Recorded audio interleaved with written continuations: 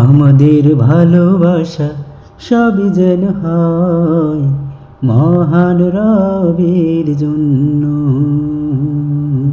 রাগ ক্ষোভ ঘৃণাগুলো তাও যেন হয় শুধু প্রভু তোমার জন্য।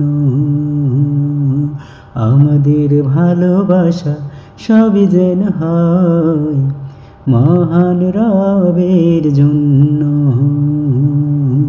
রাগ ক্ষোভ ঘৃণাগুলো তাও যেন হয় শুধু প্রভু তোমার জন্য। ভালোবাসি বাসি ভালো ভালোবাসি প্রভু তোমাকে। ইয়া হাবিবি ইয়া রাসূলুল্লাহ, হৃদয়ে গেথেছি তোমাকে।